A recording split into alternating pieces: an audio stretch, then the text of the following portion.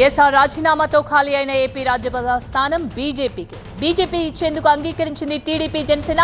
దానికి సంబంధించిన breaking news చూస్తున్నాం. అమిత్ షాతో బాబు భేటీలో రాజ్యసభ ఎన్నిక అభ్యర్థిపై చర్చ జరిగింది. బీజేపీకి ఇచ్చేందుకు ఆమోదం తెలిపింది ఏపీ కూటమి. ఆ స్థానంలో రేస్లో ఉన్నారు అన్నామలై, స్మృతి ఇరానీ. అయితే తమిళనాడు రాష్ట్ర అధ్యక్షుడి ఎన్నికకు ఇన్ఛార్జ్ గా ఉన్నారు కిషన్ రెడ్డి. అమిత్ షా నివాసంలోనే చంద్రబాబును కలిశారు కిషన్ రెడ్డి. విదేశీ పర్యటన ముగించుకుని స్వదేశానికి వచ్చిన సీఎం చంద్రబాబు ఢిల్లీలో బిజీగా పర్యటించారు. ఢిల్లీలో వరుసగా కేంద్ర మంత్రుల్ని కలిశారు. ఉదయం నుంచి మధ్యాహ్నంలోపే 4 కేంద్ర మంత్రుల్ని కలిశారు సీఎం చంద్రబాబు. కేంద్ర హోంమంత్రి అమిత్ షాతో భేటీలో అత్యంత ప్రాధాన్యత అంశాలను చర్చించారు. రాష్ట్ర అభివృద్ధితో పాటు అమరావతి పునర్నిర్మాణం సహా పలు అంశాలు ప్రస్తావనకి వచ్చాయి. ముఖ్యంగా ఏపీలో ఖాళీగా అయిన రాజ్యసభ స్థానానికి అభ్యర్థిపై చర్చ జరిగింది. కేంద్ర జలశక్తి శాఖ మంత్రి సిఆర్ పాటిల్తో భేటీలో పోలవరం, బనకచెర్ల ప్రాజెక్టులపై చంద్రబాబు చర్చించారు. ఉత్సాహంగా ఉల్లాసంగా చదువు సాగాలి, గొప్ప గొప్ప ఉద్యోగాలు సాధించాలి. Vignan deemed to be university 2027 నాటికి పోలవరం పూర్తికి సహకరించాలని కోరారు. న్యాయశాఖ మంత్రి అర్జున్ రామ్ మేఘవాలతో భేటీ అయిన చంద్రబాబు కర్నూలులో హైకోర్టు బెంచ్ ఏర్పాటు అంశంపై చర్చించారు. ఇక అమెరికా సుంకాల ప్రభావంపై కేంద్ర మంత్రి పీయూష్ గోయల్తో చంద్రబాబు చర్చించారు. ఆక్వా ఎగుమతులు, రైతుల సమస్యల గురించి వీరిద్దరి భేటీలో ప్రస్తావనకి వచ్చింది.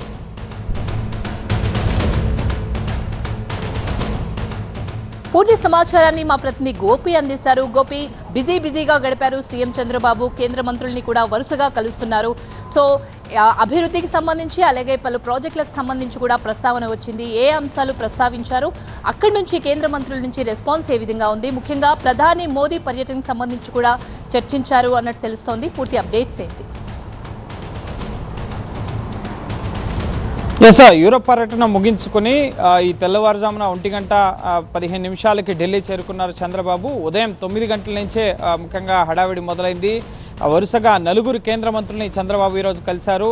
మొదట సిఆర్ పాటిల్ కేంద్ర జలశక్తి మంత్రి, తదుపరి కేంద్ర న్యాయశాఖ మంత్రి అర్జున్ రామ్ మేఘవాల్, ఆ తదుపరి వాణిజ్య శాఖ మంత్రి పీయూష్ గోయల్, ఆ తదుపరి కేంద్ర హోంమంత్రి అమిత్ షాతో భేటీ అయ్యారు. ప్రధానంగా రాష్ట్ర అభివృద్ధి, రాష్ట్ర పునర్నిర్మాణానికి సంబంధించి, ముఖ్యంగా అమరావతి పునర్నిర్మాణానికి సంబంధించి ఓ పక్క ఏర్పాట్లు జరుగుతున్న తరుణంలో ముఖ్యంగా వరుసగా కేంద్ర మంత్రులను కలిసి పెండింగ్ అంశాలపైన విజ్ఞాపనలను అందజేయడం జరిగింది. ఇందులో భాగంగా సిఆర్ పాటిల్తో ఇటు నీటి ప్రాజెక్టులకు సంబంధించి పోలవరం, బనకచెర్ల ప్రాజెక్టులతో పాటుగా నదుల అనుసంధానం, అలాగే జల్ జీవన్ మిషన్తో పాటుగా స్వచ్ఛ భారత్, ఇటువంటి అంశాలపైన చర్చ జరిగిందని చెప్పి సిఆర్ పాటిల్ ఎక్స్ వేదికగా ప్రకటించారు. అలాగే కేంద్రం కూడా రాష్ట్ర ప్రభుత్వం అడిగిన వాటికి సాయం చేసేందుకు సిద్ధంగా ఉందన్న హామీని కూడా ఇవ్వడం జరిగింది. తదుపరి న్యాయశాఖ మంత్రితో కర్నూలులో హైకోర్టు బెంచ్ ఏర్పాటుకు సంబంధించిన విజ్ఞాపన పత్రం ఇచ్చారు. ఆ దిశగా రాష్ట్ర ప్రభుత్వం కూడా ఇప్పటికే కార్యాచరణ సిద్ధం చేసుకుంది. ఆ తదుపరి వాణిజ్య శాఖ మంత్రితో ముఖ్యంగా ఆక్వా రైతులు పడుతున్న ఇబ్బందులు, అమెరికాలో ఈ టారిఫ్స్, రెసిప్రోకల్ టారిఫ్స్ పెంచిన తర్వాత ముఖ్యంగా ఆక్వా రంగం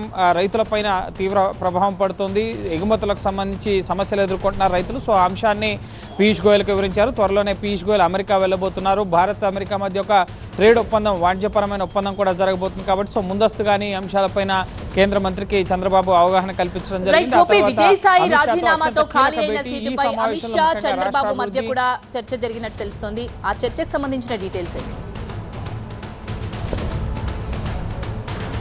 అమిత్ షాతో జరిగిన సమావేశంలో ప్రధానంగా ఈ అమరావతి పునర్నిర్మాణం, ప్రధాని మోడీ రాక జరుగుతున్న ఏర్పాట్లను వివరించడంతో పాటుగా ఈరోజు రాజ్యసభ ఎన్నికకు సంబంధించిన నోటిఫికేషన్ విడుదలైంది. 29వ తేదీ వరకు కూడా నామినేషన్లు దాఖలు చేయాల్సి ఉంటుంది. సో ఈ స్థానాన్ని బీజేపీకి ఇచ్చేందుకు జనసేన అలాగే టీడీపీ అంగీకరించాయి. సో బీజేపీకి సంబంధించి నా అభ్యర్థి ఎవరినైతే ఎంపిక చేస్తుందో బీజేపీ, ఆ అభ్యర్థికి రాజ్యసభ స్థానం దక్కబోతోంది. అయితే ఈ రేసులో ముఖ్యంగా మాజీ కేంద్ర మంత్రి స్మృతి ఇరానీతో పాటుగా తమిళనాడుకు సంబంధించిన అన్నామలై రేసులో ఉన్నారు. ఇద్దరిలో ఎవరిని ఎంపిక చేస్తారో అన్నది కొంత ఉత్కంఠ గల పరిణామం. అయితే తమిళనాడు మాజీ అధ్యక్షుడు అన్నామలైని ఎంపిక చేసేందుకు ఒక చర్చ జరుగుతుందనడానికి ప్రధాన కారణం ముఖ్యంగా కిషన్ రెడ్డి కూడా ఈరోజు అమిత్ షాని కలిశారు. చంద్రబాబు అమిత్ షాని కలిసే కాసేపటి మునిపే కిషన్ రెడ్డి ఇటు అమిత్ షాని కలవడం జరిగింది. ఇటీవల తమిళనాడు బీజేపీ అధ్యక్ష ఎన్నికకు సంబంధించిన ఇన్ఛార్జ్గా కిషన్ రెడ్డి వ్యవహరించారు. సో అక్కడ పరిస్థితులు, వీటన్నిటికి సంబంధించిన అంశంపైన రాజ్యసభకి